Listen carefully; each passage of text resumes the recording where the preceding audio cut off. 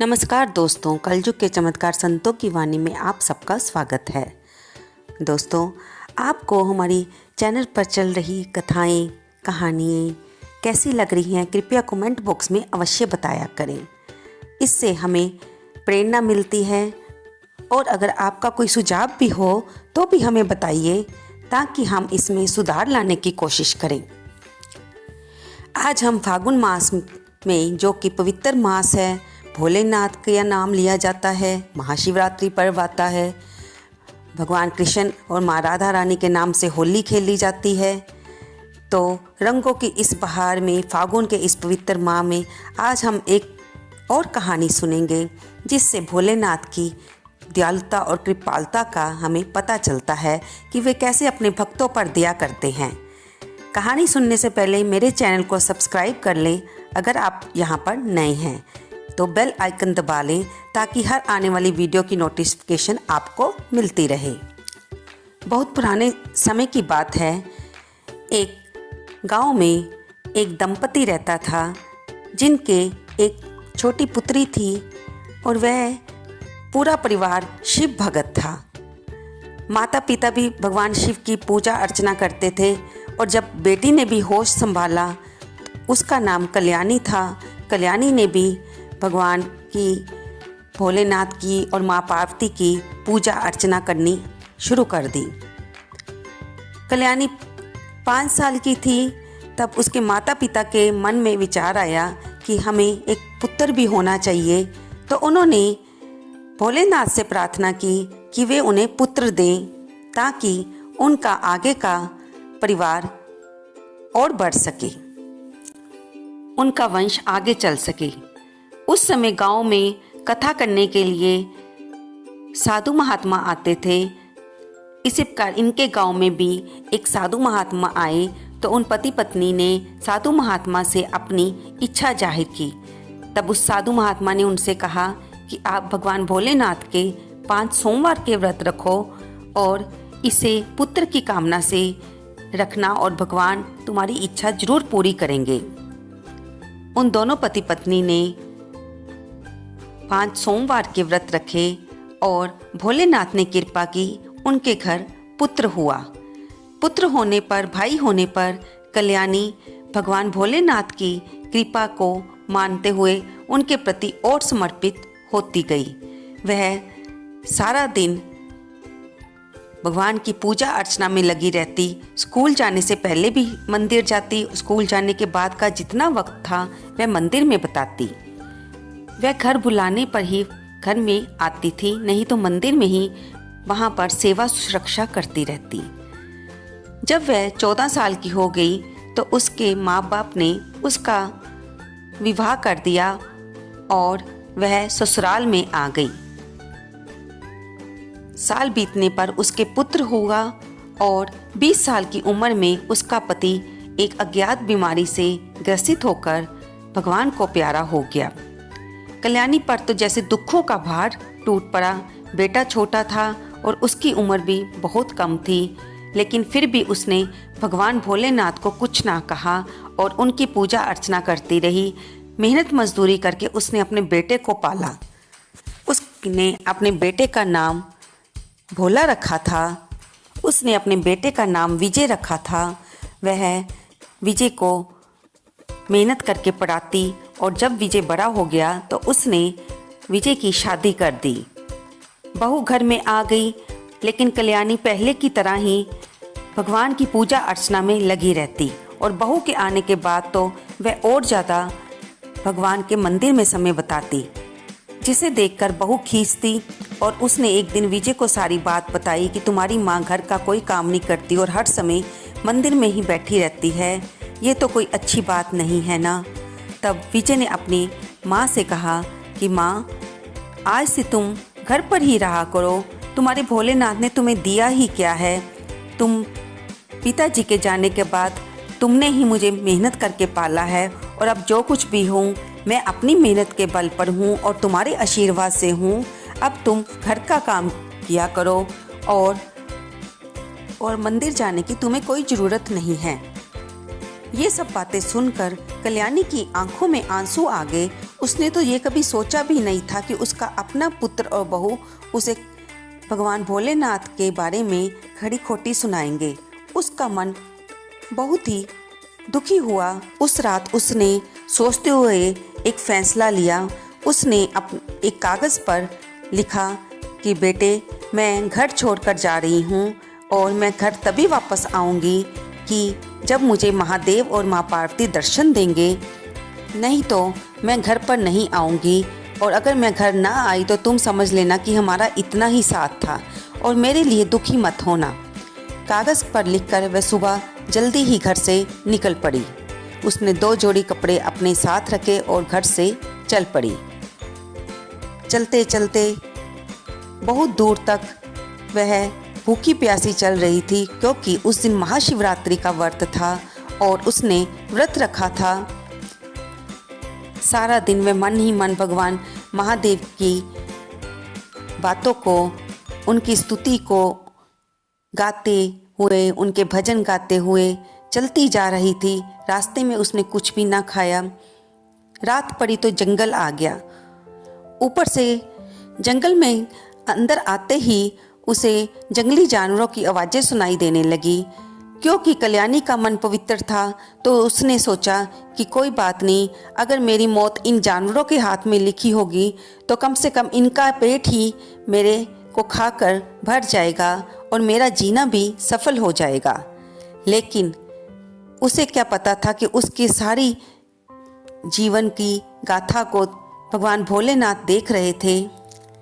लेकिन उसे क्या पता था कि कैलाश पर्वत पर बैठे भगवान महादेव और माँ पार्वती उसी को ही देख रहे थे, क्योंकि वह उनकी परम भगत जो थी, वे तो अपने भक्तों का सदा ध्यान रखते हैं। तब माँ पार्वती ने महादेव से कहा कि प्रभु, इसकी मनोकामना को पूरा कीजिए। लेकिन महादेव ने कहा, उमा, अभी इसका समय नहीं आया है। मैं तुम्हें कहता हूँ तुम बुढ़िया का वेश बनाओ और इसकी मदद करो। जो मैं तुम्हें कहूँ वो तुम इसे करने को कहना। ऐसा कहकर भगवान भोलेनाथ ने माँ पार्वती से कुछ कहा। उसके बाद माँ पार्वती वहाँ से अंतर्ध्यान होकर पृथ्वी लोक पर आई और जंगल में एक झोंपड़ी बनाई और उसमें रहने लगी। इधर से कल्याणी आ रही थी। थोड़ा आगे आने पर कल्याणी को एक झोंपड़ी दिखी, जो कि असल में माँ पार्वती ने ही बनाई थी और बुढ़िया वेश में अंदर रह रही थी। कल्याणी ने झोंपड़ी के बाहर जाकर आवाज़ लगाई, कोई है? तब बुढ़िया माँ बनी माँ पार्वती बाहर आए और उसने पूछा, बेटी क्या बात है? तब कल्याणी ने कहा कि माँ, मुझे रात को रहने के लिए जगह चाहिए। अगर आप मुझे भी अपने साथ रहने देगी तो आपका बड़ा उपकार होगा और मैं सुबह होते ही जहाँ से चली जाऊँगी।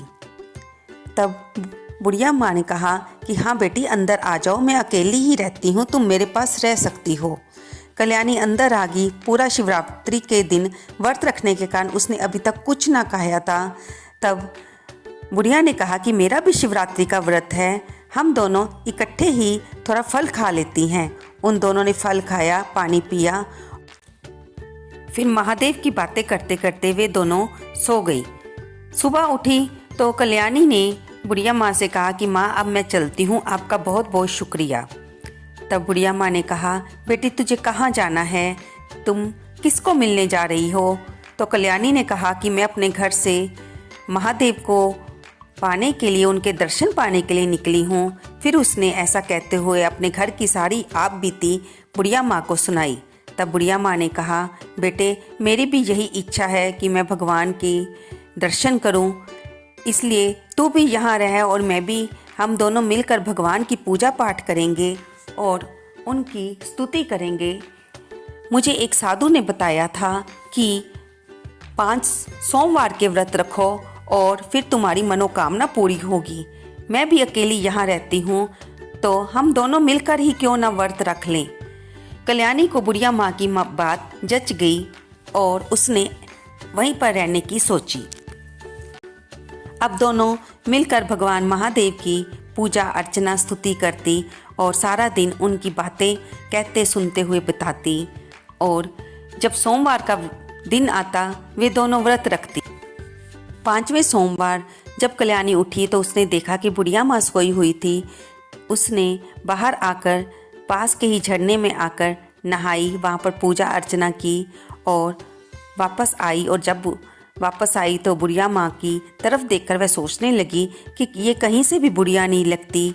कमर तक इनके काले बाल हैं और मुख पर भी बहुत कांति है, हाथ पैर फूल की तरह कोमल है। वह ऐसा सोच ही रही थी तो बुढ़िया माँ जग गई और कहने लगी कि बेटी, रात को बहुत देर से नींद आई, इसलिए मेरी नींद खुली ही नहीं। तब कल्याणी ने कुछ ना कहा और उन दोनों ने 5वां सोमवार का व्रत भी पूरा किया। 5 सोमवार पूरे होने पर 6ठे सोमवार को भगवान शंकर की माया से कल्याणी सोई रही, उसकी नींद ना खुली। इधर बुढ़िया माँ वापस अपनी पार्वती माँ के रूप में आकर बाहर आ गई और भगवान भोलेनाथ झरने पर समाधि लगाए बैठे थे। माँ पार्वती भी वहाँ चली गई। वे दोनों वहाँ बैठकर बातें करने लगे। उनकी बातें सुनकर इधर कल्याणी की नींद खुली। उसे लगा कि किसी के बोलने की आवाज़ आ रही है, हंसने की आवाज़ आ रही है। तब उसने देखा पास में बुढ़िया माँ भी नहीं है और उसने अपने आप में सोचा कि आज तो मैं बहुत देर से जागी हूँ।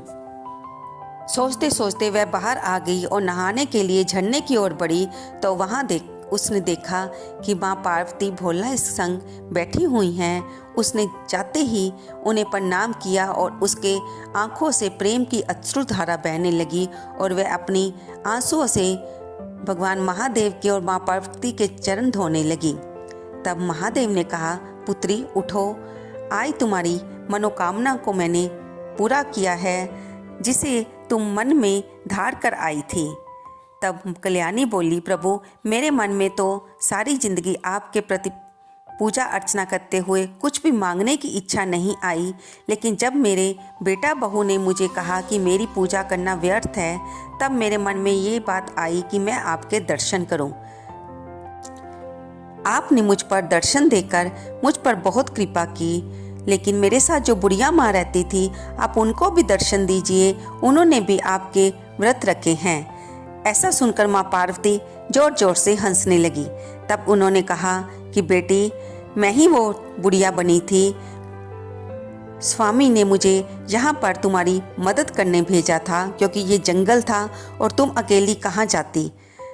तब ये सुनकर कल्याणी बहुत ही द्रवित हो गई और उसने माँ पार्वती और भोलेनाथ के चरणों में दोबारा शीश निवाया।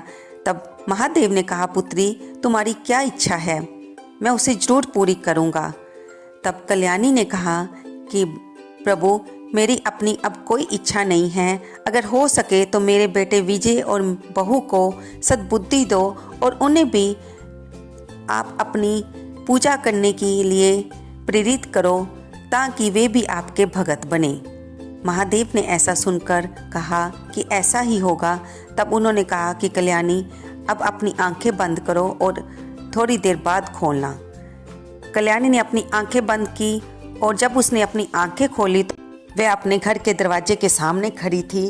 उसने देखा कि उसकी झोंपड़ी एक बड़े महल में बदल चुकी थी। झरोखे में से उसका बेटा बाहर देख रहा था और जब उसने अपनी माँ को देखा, वह भागता हुआ अपनी पत्नी सहित बाहर आ गया और उन दोनों ने उसके चरणों में गिरकर क्षमा मांगी कि आप हमें छोड़कर क्यों चली गई थी। ये देखिए, आपकी प्रार्थना करने से भगवान भोलेनाथ ने हमें अमीर बना दिया है। अब आप हमें छोड़कर कहीं मत जाना, हम आपको कभी भी पूजा करने से नहीं रोकेंगे और हम भी आपके साथ भगवान